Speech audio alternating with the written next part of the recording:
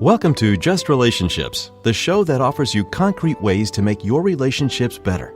Whether it's your boss, your spouse, your children, or your friends, the quality of your relationships in life directly affects how you feel about yourself and the success you achieve. Your host, Dr. Duffy Spencer, a psychotherapist, telecoach, author, and seminar leader, will interview top experts to help you learn to manage this essential part of your life. And now, here's your host, Dr. Duffy Spencer. Greetings.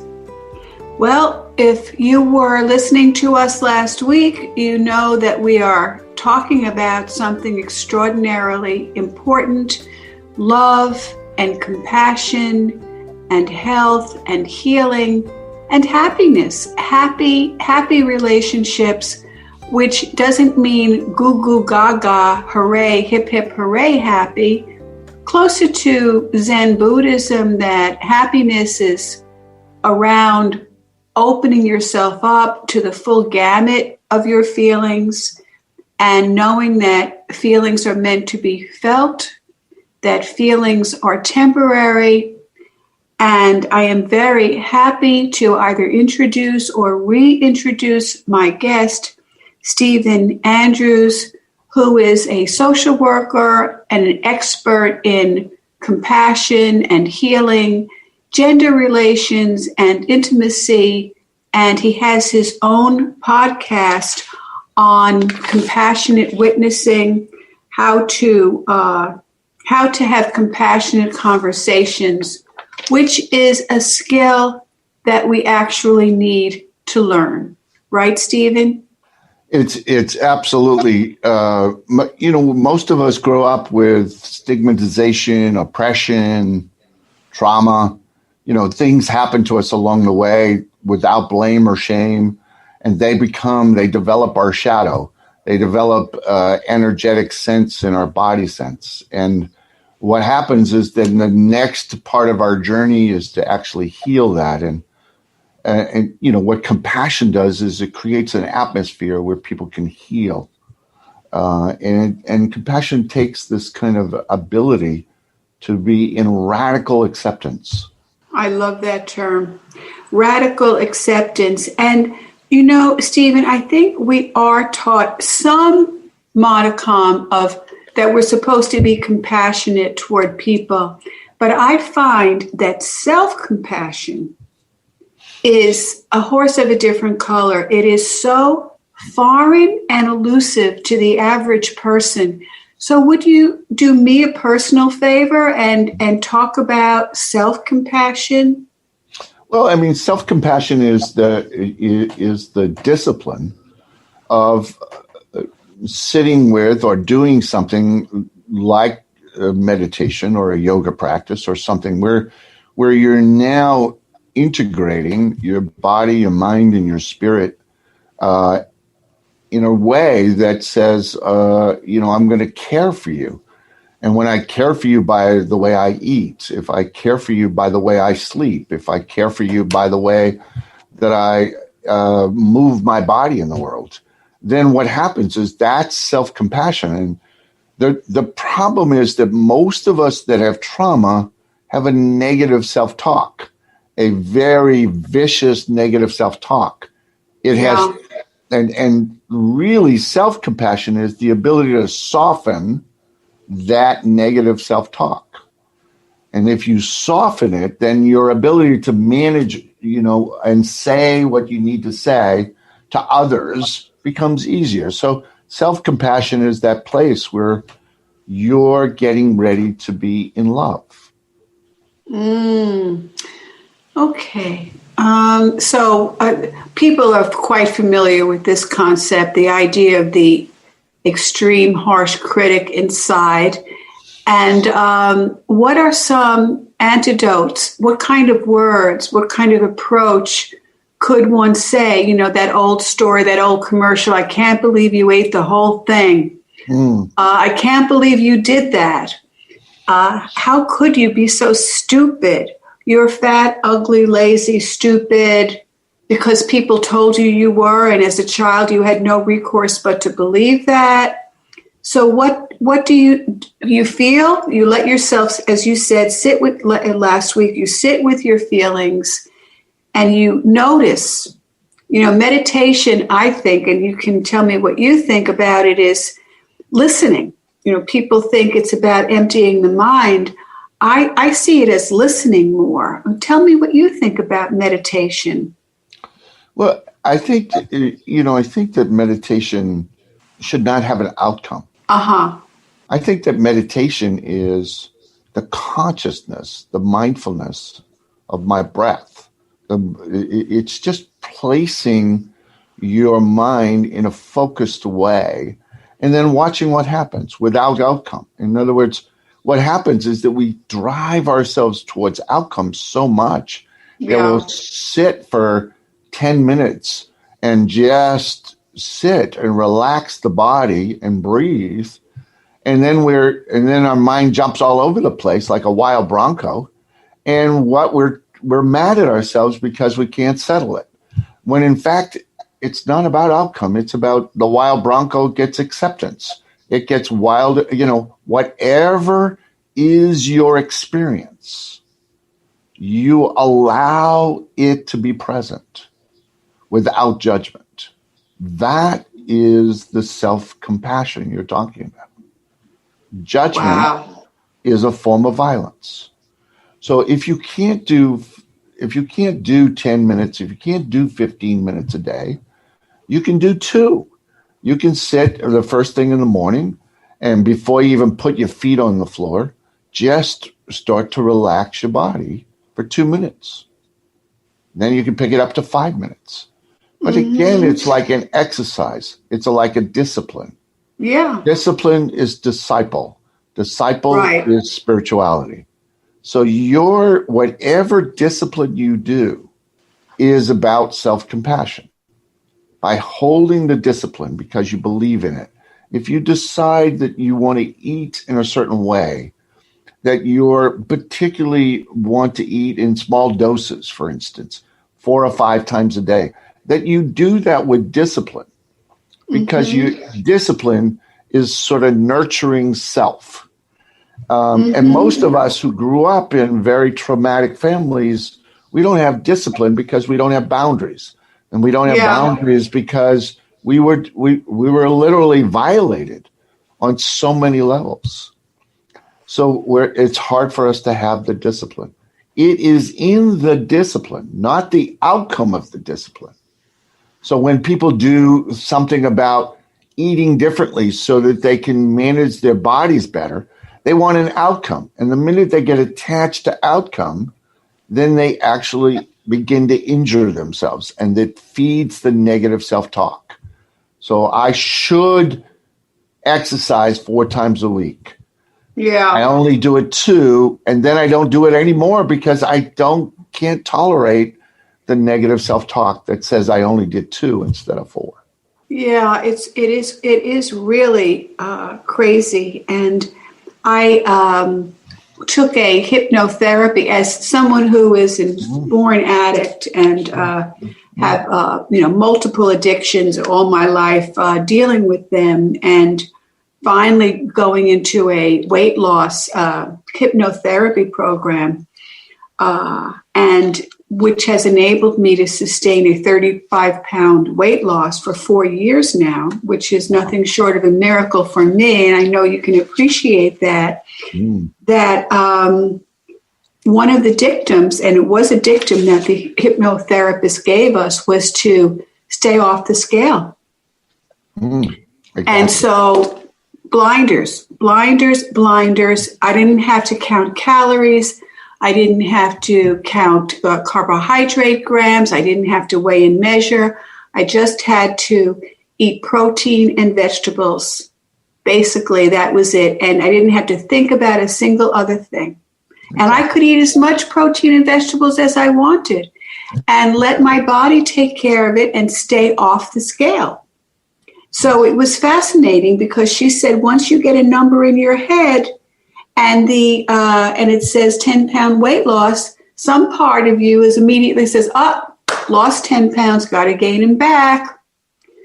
Right. So it's been a complete success for me for the first time in my long life. So that is a discipline. And if we bring it to love, the couples that I work with, if they can have a discipline of sitting with each other once a week for 15 or 20 minutes, and they just do it ritually, they do so much better. It's that discipline again.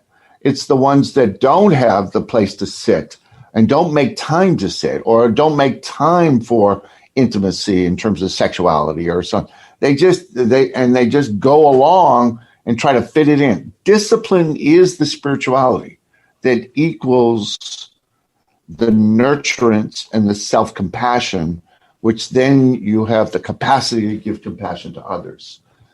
In the meantime, the trauma, the oppression, the stigmatization will work like the Dickens to make sure that you're not disciplined. So the negative self-talk, the committee, the sabotagey, the whatever we want to call it, the gangster in our brain, it really wants us to not be disciplined, because then it has to die. It has to change. It has to experience change. And what insight doesn't help us. The practice helps us. And what happens is that people are looking for insight by reading or listening, and then they just think that's enough, when in fact it's taking it from there into a practice. And that practice can be any number of things based on your own set of values. So it could be meditation. It could be a yoga practice. It could be a prayer process. It could be whatever you believe will be helpful to you. But it has to be something that is disciplined, that nurtures the soul. Oh my goodness. Steve and Andrew, you are totally amazing. This is so helpful to me personally, because again, we do live in a world where we're looking at produce, production, results, and the act of the practice itself that is self-chosen, and that the belief that you have to believe you are, and the word intention, living intentionally, that you are choosing something that makes perfect sense to you in your new theme of radical self-acceptance and self-compassion and compassion and empathy for others. But what this does, this reframing that the practice itself helps us, by definition changes everything, because we are successful in the moment. Yes, we're not looking for success later on. We're successful in the moment of the discipline and the mindfulness of the discipline. And and the more we're successful, there's little tiny, Duffy, there's little tiny joy droppings that happen inside of the soul when you do a commitment that you've made to yourself to nurture your soul. There is such a thing as joy droppings, and that makes your inner world smile. And when your inner world smiles, you feel more courageous. And when you feel more courageous, you do more of it. And it follows itself in its own rhythm. And it's like the breath. You will breathe in and you will breathe out. And it will be almost automatic, but it's intentional at the same time. Wow. That term, that's joy droppings. We just had a couple of mice in our house, and the term droppings is not appealing to me. I'll have to think about, joy. Yeah, joy. I don't know, but I love the concept. Well, I want to just say that I for you, that joy droppings, the droppings is not that great because it told you that the mice are there. But I want you to know that it was just joyful for the mice to drop them. They felt much better. They felt more relieved. So the question is, who are we focused on here? Are we focused on me or are we focused on the mice? I understand moving them along, but at the same time, the joy droppings is a representation. How adorable, because the essence of all sentient life is we take in energy and we let out waste. Yes. We let go of waste. And I just also wanted to use a term that you talked about, I think it was last week, about, the letting go, the three principles of going for your heart, going for your backbone or boundaries, and then letting go. And I use the term with my clients regularly: drop the rope. Drop the rope. Right. And I find it a very powerful expression. It's physical. You can really get what that means, to drop the rope. But as you said earlier, the idea of if you have a heart but not a boundary or a backbone, you can be taken advantage of. And if you have only backbone and no heart, or your heart is so alien to you, you can't feel it or express it. And these are people who we call counterdependents, who absolutely declare they do not need a thing. They do not need anybody. The proverbial Marlboro Man, and who died of a lung cancer. So, yeah. Well, so and you just described it, and beautifully when you said that, what happens with a person that is self-focused, like you talked about, that Marlboro Man, that image of self-focus, that, the counter attachment, that person actually finds people who want to be attached. And that becomes the energetic sense of healing trauma, because they both need what the other brings. Right. The baggage of their lives. And so, the narcissist finds the codependent, and if it works itself out, one learns how to be more compassionate and the other one learns about the backbone. And if they can do that energetically together. But the truth of the matter is that people get stuck in blame and shame. Right. And they get attached to the right position. Right. And really what is the most destructive is holding the right position. Yes. So I have this beautiful phrase that says, to hold the right position is to destroy a relationship. Yeah. So when you talk about the rope, it's usually those right positions that people are holding on, they're tug of war, and they will literally destroy the relationship by their ego sense of attachment to the right position. It's the ability to put that aside.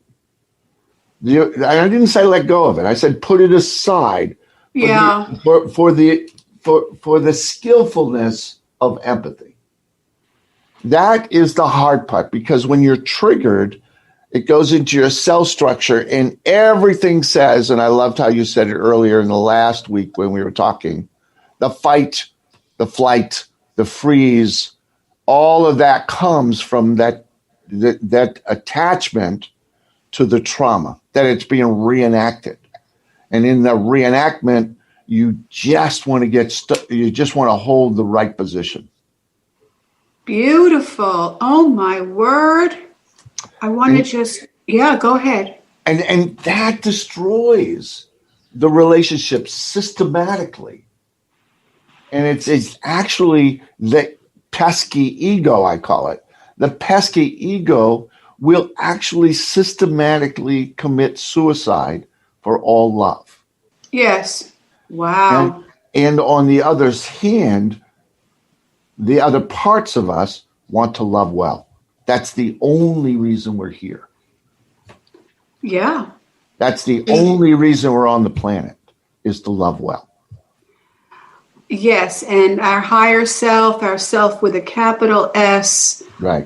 Healthy ego, the soul, whatever we want to call it, higher power, And I like how you qualified that, not just to love, but to love well. And many people in the name of love do not love well at all. They confuse, like the codependent will confuse love with clinging and possessiveness and all of that kind of thing. So, well, and it often leads to that right position leads to violence. It leads to emotional and physical violence. And so now we get into the place where, relationships have consistent, ongoing, intimate partner violence. And it's so painful and so hard and so difficult. And it's difficult for the next generation. It actually energetically moves to the next generation. Unresolved trauma moves to the next generation. It becomes so intergenerational. And I do have one quite pressing question, Stephen Andrew, director of the Health and Education Institute in Maine. And that is when you said earlier, I think it was last week, that judgments are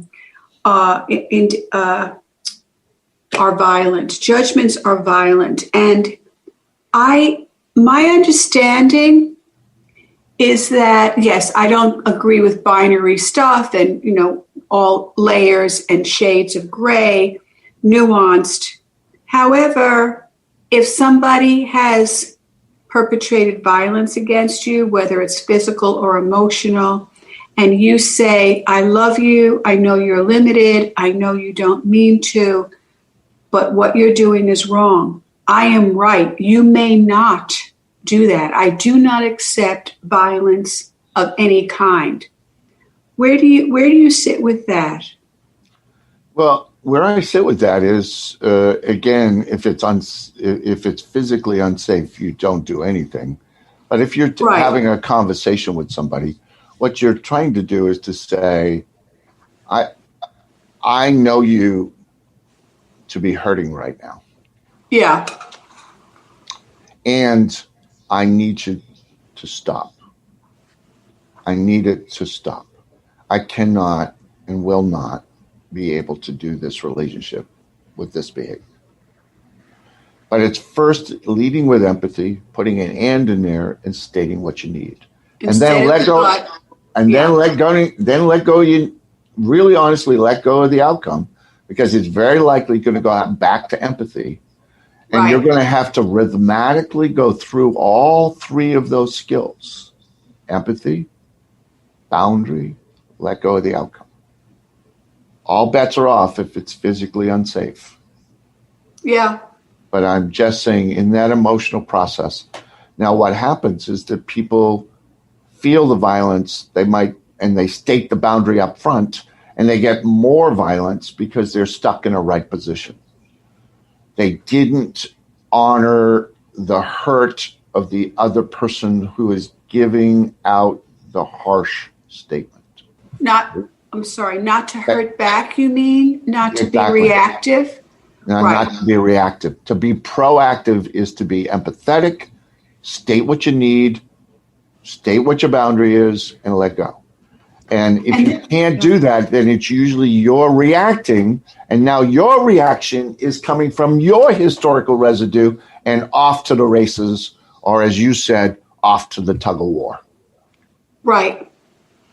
Okay. And you taught me a term years ago, or you taught us, the group at camp, the term emotional bracketing. And I'm reminded of that because, again, the primitive brain goes right there. As you said, the trauma, I am not going to let this happen to me again. I will stand up for myself. I will try to stand up for myself with love. Many people don't know how to do that part. They stand up, in standing up for themselves and defending themselves, they become offensive. Yes. So we have just a couple of minutes left. If you could just comment on emotional bracketing, Steve Andrews. Well, I'm just saying again that when you're triggered, you got all of your emotions. That's historical. The bracket is, I've got to be able to contain that, gently put that over to the side. It's good material for me to know and go back to empathy and compassion and then bring it forward again and state what my feelings were, state what happened to me. But it's not your first thought. First thought, I often tell people, first thought wrong. And the reason it's first thought wrong is it's often coming as a reaction. And and what we're trying to do is be proactive towards loving well, and then saying what we need and want and allowing a person to come towards us based on what we said. So the emotional bracketing is really about trigger, put it aside, drop into silence, find your spirit, find yourself, find your core, so that you can be proactive in an empathetic way. Wow. Oh my goodness, Stephen Andrews. Just absolutely brilliant and wonderful. You know, every time you're on Just Relationships, I invite you to come back. So that is, that goes without saying, although I just said it. And people, if you love Stephen Andrew, and by the way, my email, if in case you want to get in touch with me in any way, is Dr. Duffy Spencer at gmail.com. Dr. Duffy, D-U-F-F-Y, Spencer with a C at gmail.com. And how can people again find you, Stephen Andrews? Well, the best ways to find me is my website, which is Health Education and Training Institute in Portland, Maine. And it's HETIMAINE. You want to find me that way, or you could just find my podcasts on Spotify or Apple. And what are the podcasts called again? Conversations in Compassion. In compassion. Mm-hmm. Conversations in compassion. Not conversations with God, but I guess compassion is the closest. It's the closest to God we can find. I think that God should be best defined as good, orderly discipline. Also great outdoors. Yes. Well, Stephen Andrew, I can't thank you enough. As usual, you are a star for me. You always have been since the day I met you. And I wish you many, many, many blessings. Thank you. Thank you. And this is Dr. Duffy Spencer saying goodbye for now and wishing you great relationships.